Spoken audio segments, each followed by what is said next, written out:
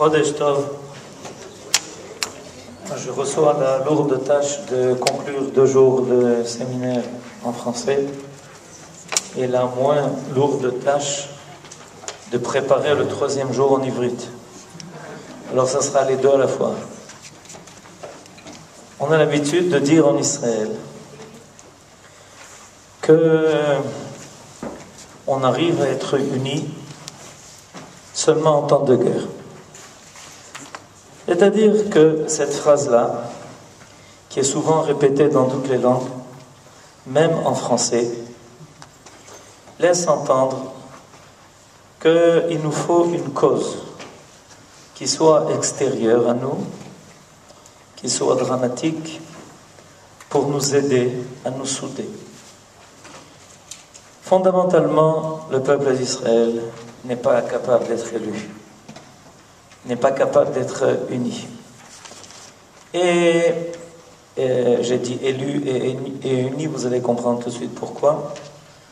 Et si nous n'avons pas un ennemi commun qui nous menace, nous n'avons pas cette capacité d'apparaître comme un seul peuple. Voilà la thèse qui est souvent avancée. Il y a un philosophe célèbre, dont vous allez sûrement deviner le nom, qui a dit qu'en réalité, les Juifs, le peuple d'Israël, n'existait que grâce à l'antisémitisme. Il paraît qu'à la fin, il a fait tchouva. Vous avez bien deviné, vous avez étudié la philosophie, il s'agit de cet homme-là, qui a dit que, en fait, le peuple d'Israël n'est pas un peuple. Alors, qu'est-ce qui arrive à faire du peuple d'Israël un peuple? C'est que, sans arrêt, tous les Juifs ont tous les mêmes antisémites. C'est terrible. S'ils n'avaient pas les mêmes antisémites, alors ils n'arriveraient pas en fait à apparaître en tant que peuple. C'est l'antisémitisme qui soude ce peuple en exil, c'est la guerre qui soude ce peuple sur sa terre. Voilà la thèse qui est avancée. Évidemment, cette analyse-là est une analyse extrêmement négative concernant notre peuple, parce que ça laisse évidemment entendre qu'il n'y a pas de véritable chose commune entre nous, et que si on s'unit, c'est pour faire la guerre ou pour se défendre des antisémites. Alors, on va d'abord pourquoi expliquer comment se fait-il que la guerre soit un facteur tellement déterminant dans l'apparition de notre unité. Et on n'a pas besoin d'aller très loin pour ça. Il suffit d'aller dans la dernière parasha que nous avons lue ce Shabbat. C'est ce que vous avez sous vos yeux, la parasha Matot, dans le chapitre Lamed Bet. Alors, l'avantage, c'est qu'il y a même des Bibles en français, donc vous avez même la traduction en bas. Je vais lire une partie seulement des versets qui apparaissent ici. Vous savez que dans la paracha de Matot, 2 tribus se sont adressées à Moshe Rabbeinu pour demander de rester à l'est du Jourdain et de ne pas franchir le Jourdain avec tout le peuple d'Israël, tel que ça va d'ailleurs se passer au début du livre de Yehoshua, qu'on va bientôt citer. Et quand Moshe Rabbeinu a entendu la demande des Bnei Gad et des Bnei Reuven, alors la Torah raconte que Moshe Rabbeinu a réagi de façon très négative à cette demande. Il est allé même comparer les Bnei Gad et les Bnei Reuven. Cette demande-là, il a même comparé à la faute des explorateurs. Quand on sait qu'à cause de ça, depuis aujourd'hui, on est obligé de s'endeuiller, à cause de la faute des explorateurs, on comprend donc qu'il y a une accusation extrêmement grave. Et comment se fait-il que Moshe Rabbeinu, bien que les Bnei Gad et les Bnei Reuven aient bien argumenté leur demande, en disant que, étant donné qu'ils avaient beaucoup de troupeaux, beaucoup de bétail, ils avaient besoin de grands pâturages, et que sur l'est du Jourdain, ils avaient les pâturages nécessaires. Donc, a priori, ils venaient d'une demande qui pouvait être légitime. Moshe Rabbeinu n'a pas du tout accepté cette demande. Comment se fait-il? Alors, il le dit lui-même. Et ça apparaît dans le dernier verset qui est cité ici, le verset 6. Je vais le lire en ivrite et je vais le lire ensuite en français. Vayomer Moshe livne Gad velivne Reuven Aachechem yavou la milchama ve'atem teshvu po. Traduction, Moïse, non c'est Moshe, répondit aux enfants de Gad et aux enfants de Reuven, quoi? Vos frères iraient au combat et vous demeureriez ici. C'est-à-dire que Moshe Rabbeinu, ici, explique en très peu de mots que tout celui qui ne participe pas aux guerres qu'Israël mène, en réalité, se détache de la collectivité. Pourquoi? Parce que nos ennemis ne menacent pas les Juifs, parce que un a une chemise blanche et l'autre une chemise verte, mais parce qu'ils appartiennent au peuple d'Israël. Donc si quelqu'un n'est pas prêt à assumer la tâche du combat commun, ça voudrait dire qu'il veut assumer sa condition d'individu sans assumer son identité qui est d'appartenir au peuple d'Israël. C'est évidemment quelque chose de très grave. Pourquoi? Parce que quand on est né, on n'est pas né comme des hommes et ensuite on est devenu des juifs, mais notre âme est descendue sur terre en tant que juif. C'est-à-dire que si le projet n'avait pas été de nous faire apparaître en tant que faisant partie d'Israël, on ne serait pas né. On le dit tous les matins. Il y a quelque chose de très important à comprendre là. Chacun de nous qui appartient au peuple d'Israël n'est né que dans sa condition d'appartenir au peuple d'Israël. Et s'il y avait eu un autre choix, s'il y avait eu un autre choix, on ne serait pas né.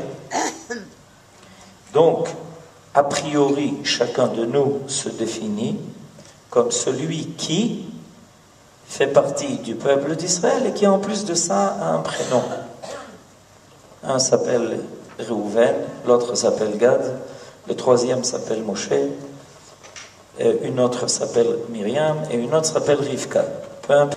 Donc, il est clair que Moshe Rabbeinu vient et dit au Bnei Gad et Bnei Reuven, si vous ne participez pas à la guerre de la conquête d'Eretz Israël avec vos frères, ça voudrait dire que vous êtes sortis d'Égypte, vous avez été recevoir la Torah, vous avez traversé le désert, et puis au moment d'assumer la conquête du pays en tant que peuple, vous n'êtes plus là. Et alors, qui vous êtes? C'est donc quelque chose d'extrêmement grave. On ne peut pas revendiquer son identité d'appartenir au peuple d'Israël à capital limité. C'est-à-dire, quand ça me convient, je suis juif et j'ai un passeport israélien. Quand c'est difficile, je rends mon passeport. Non, ça ne marche pas comme ça.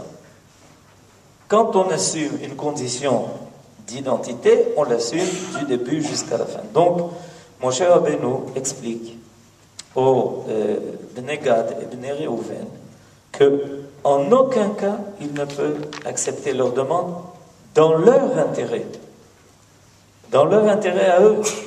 Parce que si les Bnei Gad et les Bnei Reuven ne franchissent pas le Jourdain et ne partent pas à la conquête d'Eretz Israël avec tout le peuple, ils risquent de se poser, d'avoir un point d'interrogation à propos de leur identité.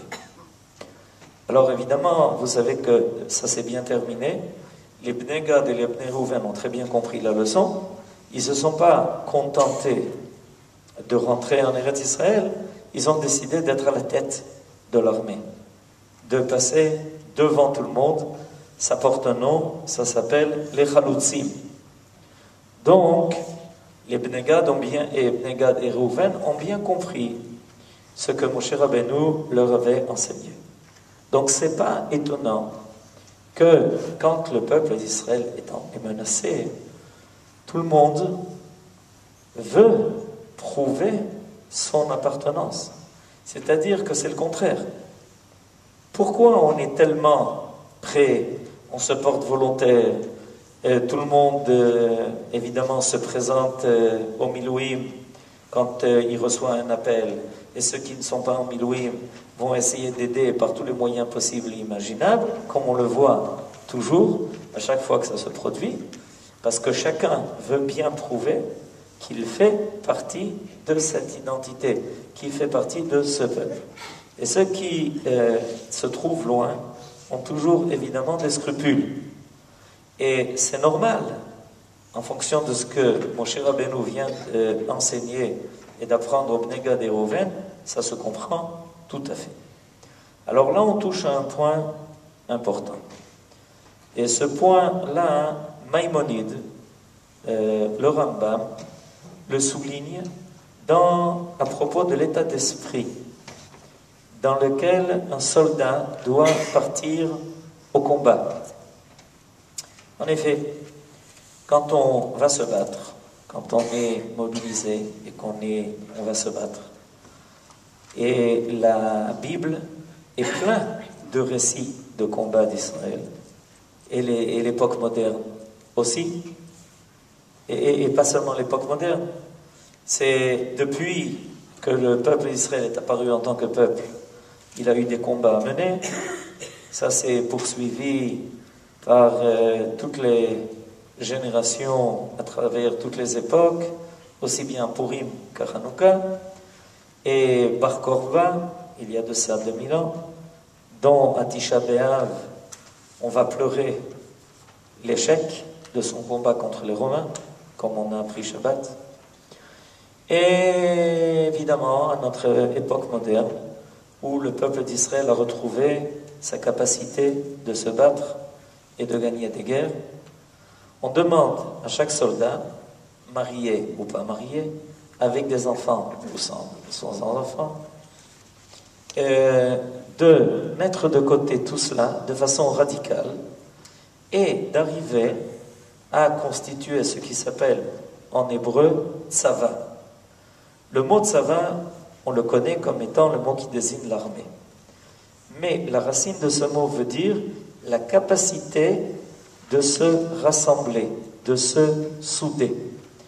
Qu'est-ce qui fait le fait que chacun sent profondément le côté individuel qui est en lui? C'est qu'il veut assumer sa propre vie, qu'il a des idées et des goûts différents de l'autre. Et donc, il veut que ça puisse apparaître. Au moment où on se bat, quand on part faire la guerre, il y a un but commun qui dépasse toutes les contingences de l'individu. On se bat pour l'essentiel. On se bat pour la vie. Et la vie, c'est en réalité la source de tout ce que l'individu va faire apparaître dans les facettes de sa vie. Mais ce n'est pas la vie. Si on demande à quelqu'un quels sont ses espoirs, qu'est-ce qu'il veut faire dans la vie, qu'est-ce qu'il veut réaliser, est-ce qu'il est content de son métier ou pas, en réalité, il ne parle pas de la vie. Il parle de ce qui apparaît, des détails de sa vie. Mais si on lui dit « l'essentiel c'est quoi ?» et que quelqu'un ne répond pas « l'essentiel c'est la vie en elle-même », évidemment, il n'a rien compris. Alors c'est pour ça que Maïmonide, qui se trouve sur votre page tout à fait en bas à gauche, dans les lois concernant la guerre, va dire la chose suivante à propos de tout soldat. ומאחר שייכנס בקשרי המלחמה, יישען על מקווה ישראל ומושיעו בעת צרה, וידע שעל ייחוד השם הוא עושה מלחמה. Dès que quelqu'un commence à se trouver dans le combat, il doit mettre toute sa confiance dans celui qui est le salut d'Israël et qui le délivrera. Et à chaque fois qu'on se trouve dans une situation difficile, et il doit savoir que le but de son combat, c'est de faire apparaître le nom de Dieu. Et il doit être prêt à donner sa vie.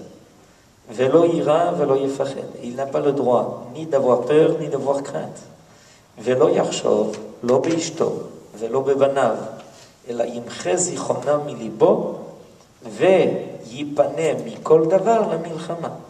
Et il n'a pas le droit de penser à sa famille, ni à sa femme, ni à ses enfants. Il doit libérer son cœur de toute occupation. Pourquoi? Parce qu'il a besoin d'avoir son esprit totalement uni à l'esprit de l'autre.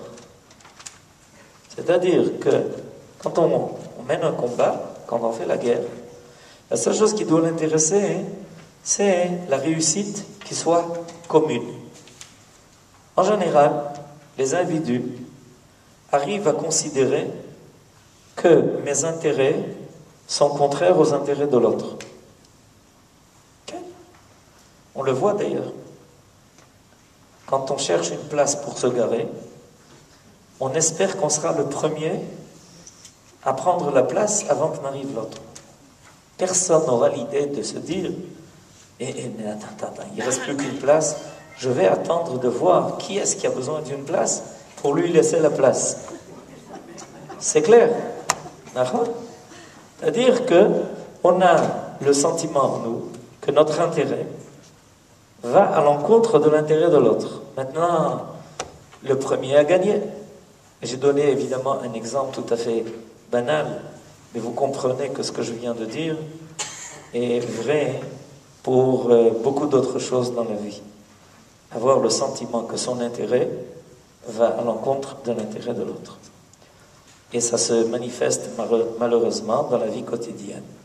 Par toutes les courses qu'il y a entre les individus et le fait qu'il y a une concurrence, que chacun pense qu'il gagnera sa place à la place de l'autre, etc.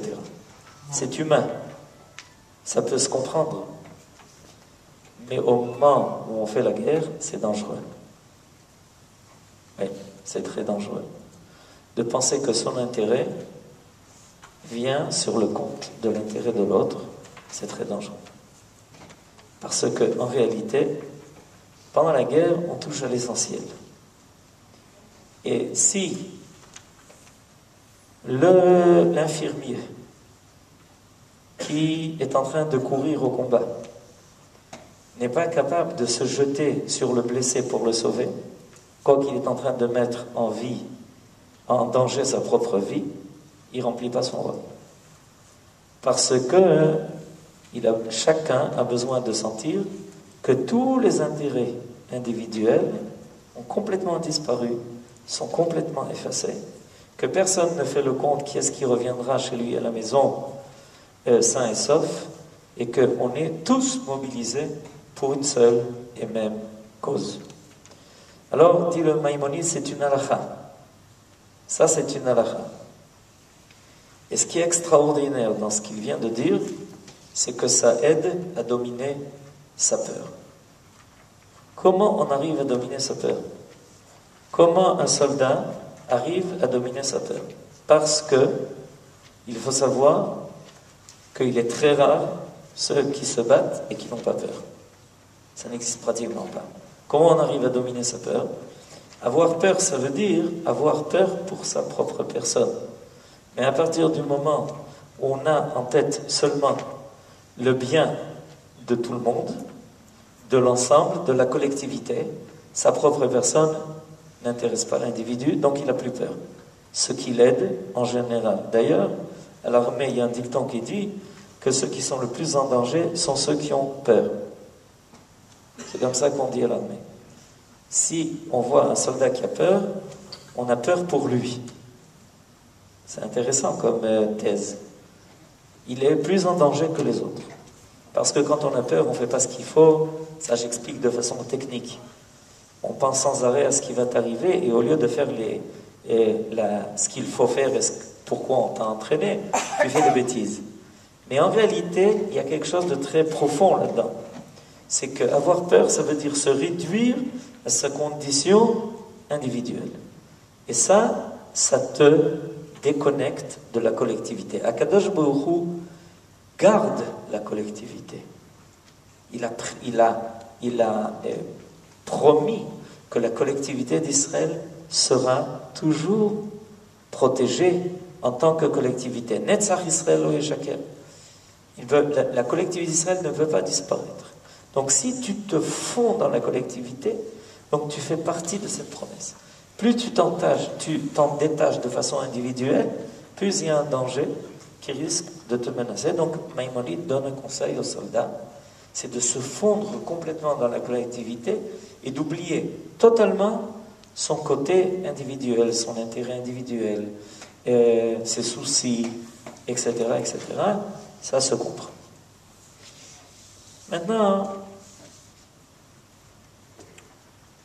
il faut progresser dans l'idée de la compréhension de l'unité qui apparaît dans notre peuple, précisément au moment où on fait la guerre, qui apparaît.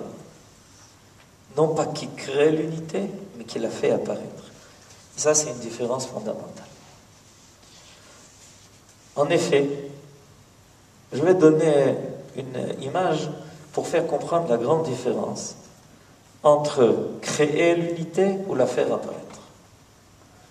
Chaque matin, là où vous vous trouvez maintenant, c'est un Beth Knesset. Il y a des hommes qui viennent prier en minyan.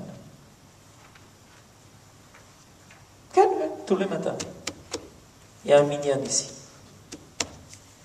Et le matin, dans chaque maison de ces hommes qui viennent prier en minyan, on voit la lumière qui s'allume, parce que c'est tôt le matin. Les gens qui se préparent et qui se mettent en route pour venir au Beth Knesset. Ok? Alors, rentre le premier, le deuxième, le troisième, il n'y a pas minyan. Le quatrième, le cinquième, le huitième, le neuvième, le dixième, yesh! Tout le monde a le sourire, et puis il y en a un qui tout de suite commence à dire Kaddish avec toute son énergie, parce qu'il a minyan. Ok. Quand ces gens sont partis, se sont mis en route, et qu'on leur demande où tu vas, vous savez qu'est-ce qu'ils répondent? Ben, je vais au minyan. Comment tu vas au minyan? Il n'existe pas encore le minyan. Où tu vas? Ben, je vais au minyan. Quel minyan? Il n'y a pas de minyan. Mais je vais au Beth Knesset, il y a le minyan. D'où tu sais s'il y a un minyan? Tu ne sais pas. D'où tu sais s'il va y avoir un minyan? Tu ne sais pas. Mais c'est mon but, tu ne comprends pas. Moi, je ne vais pas au Beth Knesset si je ne vais pas trouver minyan.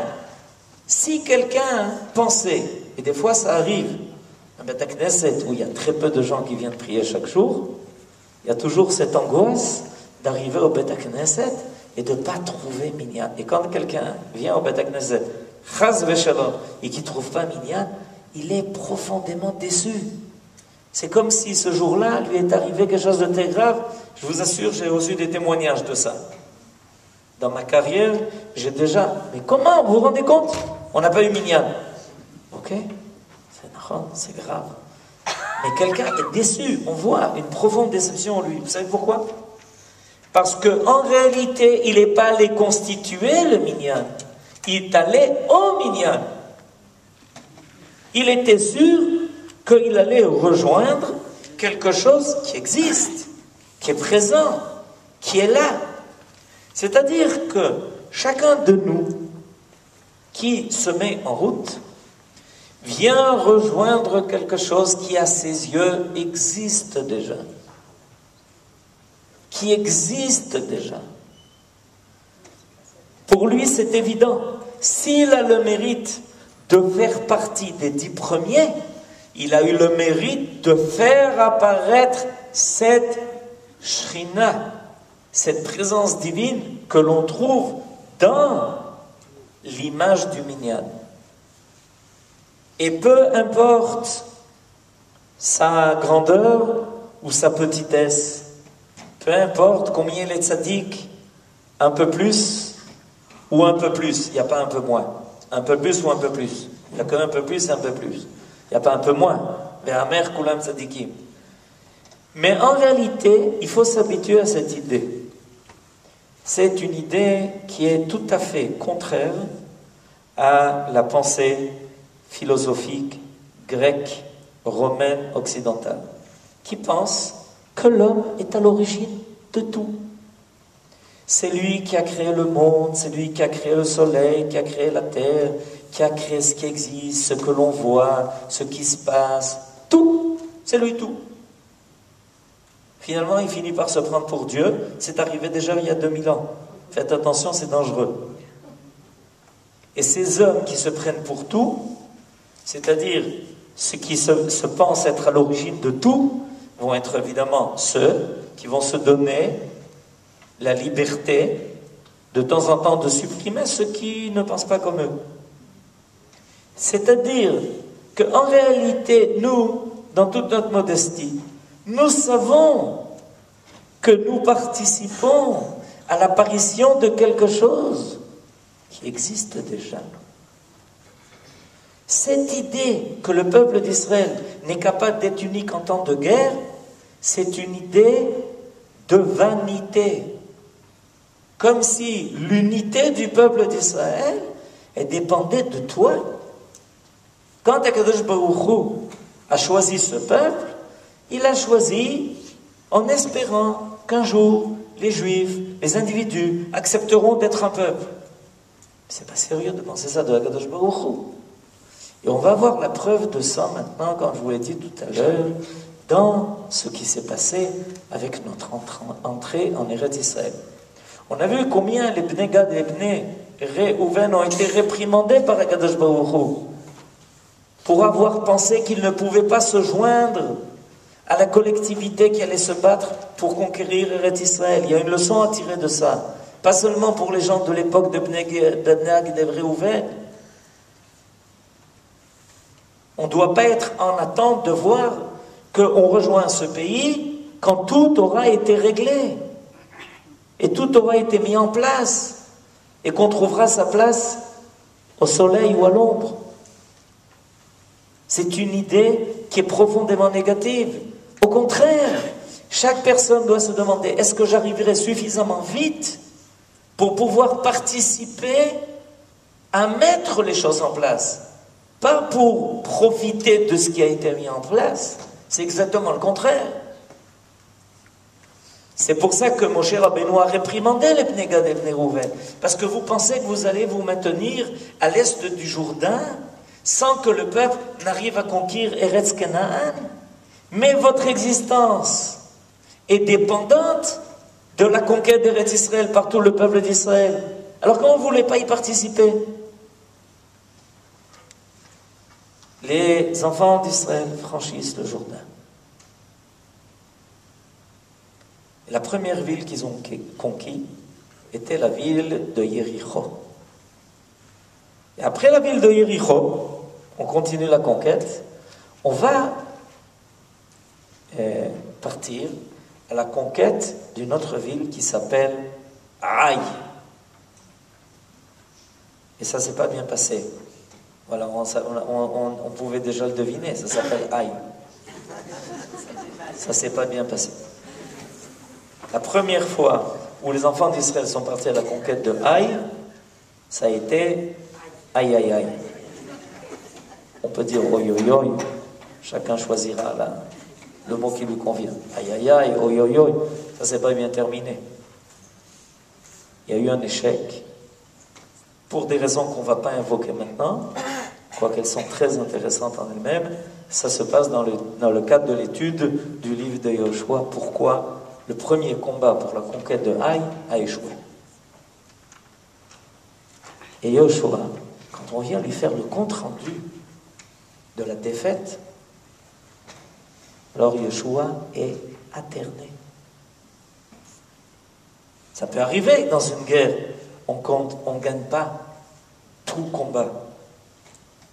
Mais la réaction de Yoshua est extrêmement grave.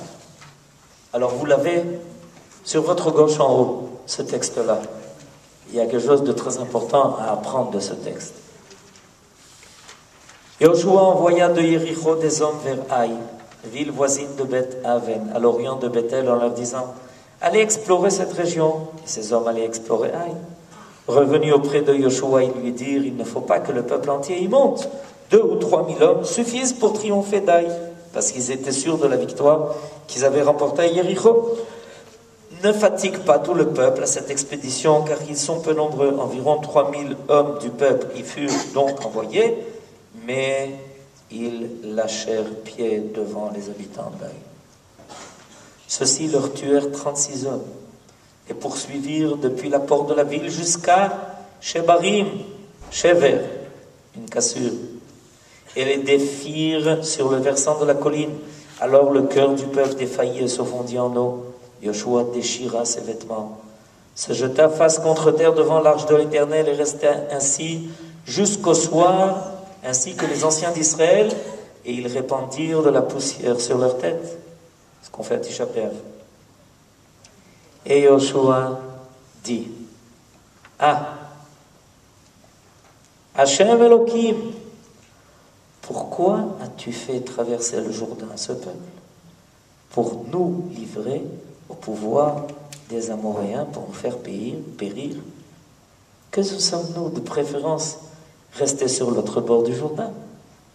De grâce, Seigneur. Que dirais-je après qu'Israël a tourné le dos à ses ennemis? Ils apprendront, les Cananéens et les autres habitants du pays, et ils vont se jeter sur nous et effacer notre nom de la terre. Top, jusqu'à présent c'est grave, non? Mais c'est maintenant le plus grave. Ne feras-tu rien pour ton nom glorieux à toi? Je lis le texte en ivrite. Uma ta'aseh leshimcha hagadol. À la fin, Yoshua dévoile toutes les cartes. Le problème, c'est pas nous. Le problème, c'est toi, Ribono Shel Olam. Parce que le peuple d'Israël est appelé de ton nom. Israël. Et si, chas v'shalom, le peuple est mis en défaite et qu'il succombe à ses ennemis, tout le monde dira, c'est le peuple de ce Dieu et il n'est pas capable de leur donner victoire. Alors on a bien compris. C'est pas lui qui dirige l'histoire. Ma ta'aseh leshimcha hagadol. Ce que Maïmonide a enseigné dans sa loi, que quand un homme part au combat, c'est en ce nom-là qu'il se bat. Maintenant, pourquoi c'est fondamental, cette compréhension? Parce que le Ham Israël, le peuple d'Israël, représente dans son unité l'unité divine. Si le peuple d'Israël n'est pas capable de tenir tête à ses ennemis, s'il n'arrive pas à remporter dans toutes les guerres des victoires, ça voudrait dire que la force divine qui domine tout, je répète, la force divine domine tout. Akadosh Baruch Hu est le créateur, il est le meneur de l'histoire, il domine tout. En od milvado, il n'y a personne à part lui. Il n'y a personne plus fort que lui. Il n'y a personne qui peut faire dévier l'histoire en dehors de son accord. Alors qu'est-ce que ça veut dire?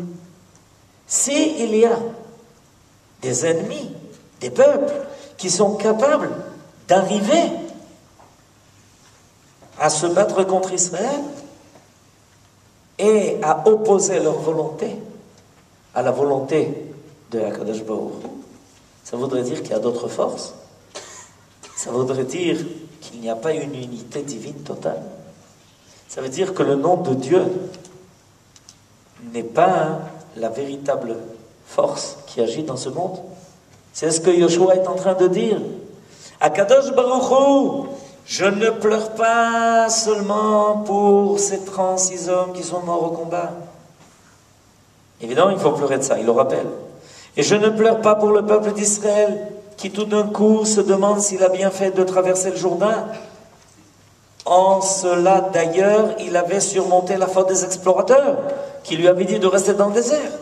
Je ne pleure pas seulement pour ça. Je pleure pour le Kiddush Hashem.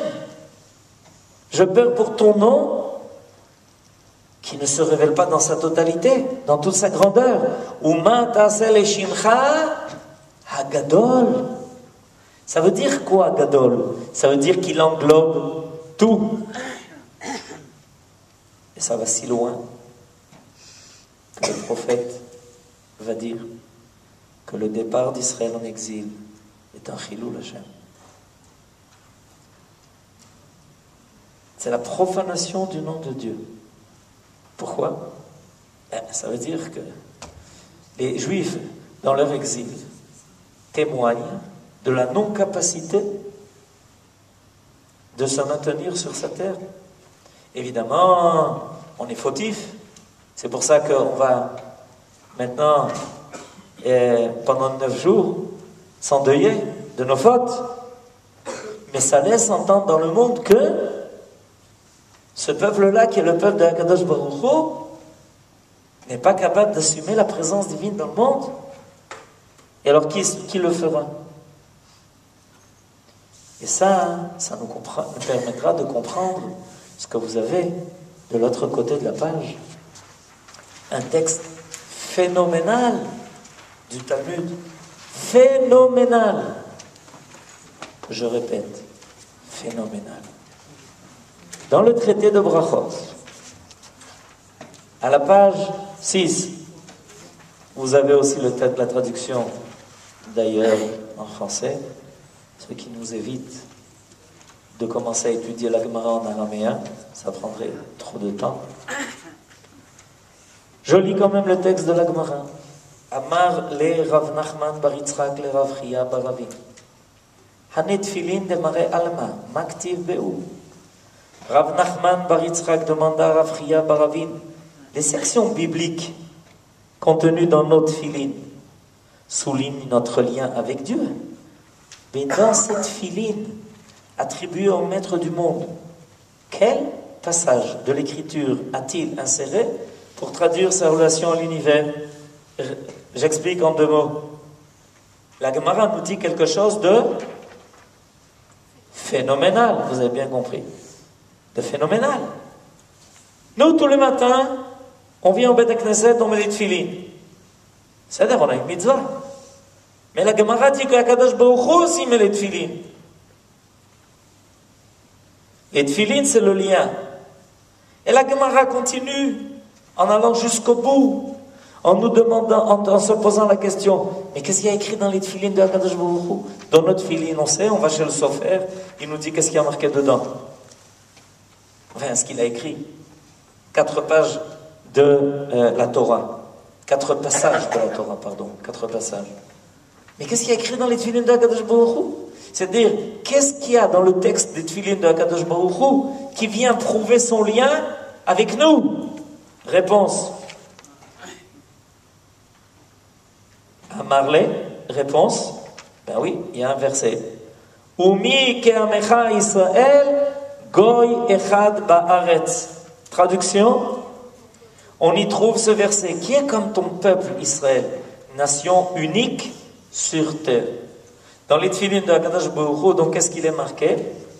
Il est marqué, qui est-ce qui ressemble à ton peuple Israël? Akadosh Baruch Hu. C'est Akadosh Baruch Hu qui met les tefilines. Il est marqué dans cette tefilines à lui, qu'est-ce qui ressemble à ton peuple, le peuple d'Israël? Qui est quoi? Qui est capable d'être un peuple, un, sur terre. sur terre. Pas marqué dans le monde, qui est marqué sur terre. Ba'aretz, sur la terre. Question de la Gemara. Umi mishtabeach kucha brichu beshivchayu de Israël. Et interroge la Gemara, pourquoi le Saint béni soit-il aurait-il choisi justement ce verset pour cette filine? Se ferait-il gloire d'accorder à Israël un statut particulier? Mais bien sûr, Akadosh Baruch Hu se glorifie d'avoir un peuple un sur terre. Ce peuple qui vient dévoiler son nom, qui est un. C'est-à-dire que nous, sur terre, on témoigne de l'unité, l'unicité, la force absolue divine. Et Akadosh Baruch Hu, qu'est-ce qui témoigne? Qu'est-ce qui fait apparaître? Ben, il fait apparaître que pour ça, il a un peuple qui est Goy Echad Ba'aretz, qui a donc la capacité de faire apparaître cette unité divine sur terre. Donc, définition du peuple d'Israël. Le peuple d'Israël est le peuple de l'unité totale qui est capable de faire apparaître l'unité divine totale. C'est le reflet de l'unité, unicité divine des cieux sur terre, sur la terre. Parce que ça ne peut se concrétiser qu'en Eretz Israël. Donc, en réalité, ce qui nous amène à comprendre les choses tout à fait différemment de l'affirmation.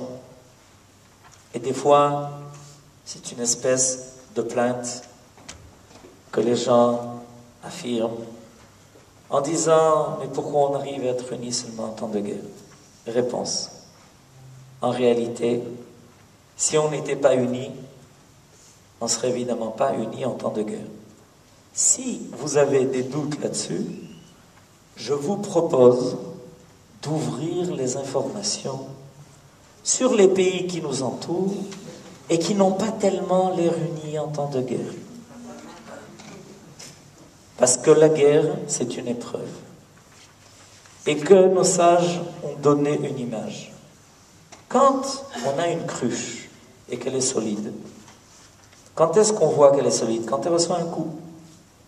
Et elle tient le coup. Par contre, quand la cruche n'est pas solide, et qu'elle est fêlée, et qu'elle n'a pas été bien faite, quand on lui donne un coup, elle se disloque. Elle devient des petits morceaux. Donc, on peut constater que la guerre, au contraire, n'est pas la raison de l'unité, mais la preuve de l'unité. C'est exactement le contraire. Parce que celui qui habite Tel Aviv se trouve coude à coude avec celui qui habite Yerushalayim. Et celui qui pense à droite se trouve à sa droite avec quelqu'un qui pense à gauche. Et que celui qui a une grande kippa se trouve à côté de quelqu'un qui a pas du tout de kippa. Et par hasard, ils ont oublié tout ça, et ils partent ensemble, et ils remportent toutes les guerres. Je répète, toutes les guerres. Depuis que l'État d'Israël a été créé, y compris la guerre de l'indépendance, on oublie de souligner que le peuple d'Israël, sur sa terre, a gagné toutes les guerres, sans exception. Et il vaut mieux d'ailleurs. On est bien content de ça, d'accord? Et on y a participé. Alors, qu'est-ce qu'il nous reste à faire? Ce qu'il nous reste à faire, c'est apprendre profondément le côté unitaire de notre peuple, et puis d'élargir l'apparition de cette unité au-delà des temps de guerre, pour qu'on puisse en profiter, même quand on est en paix. Et évidemment, toutes les épreuves que Akadosh Baruch Hu nous a envoyées et nous envoie sont dans ce but-là, pour nous apprendre à nous connaître nous-mêmes. Parce que il est connu que l'homme se connaît très mal, et qu'il a toujours l'impression qu'il est beaucoup moins que ce qu'il est. En réalité, toutes les épreuves, donc ces moments-là où on a besoin de prouver notre unité, c'était pour nous prouver à nous-mêmes que nous sommes capables de cette unité que nous avons à faire apparaître au quotidien, chaque jour, à chaque moment. J'ai même entendu que vous avez prié pour cela. Je suis sûr que nos prières montent très haut et qu'en ces jours-là, elles se font entendre. Je voudrais conclure ces 2 jours-là en remerciant tous ceux qui ont organisé ce séminaire, parce qu'il y a des gens qui œuvrent pour ça, derrière les rideaux, pour l'unité du séminaire. En particulier, Evelyne Elbaz, qui accompagne la Midrasha toute l'année avec un dévouement sans fin.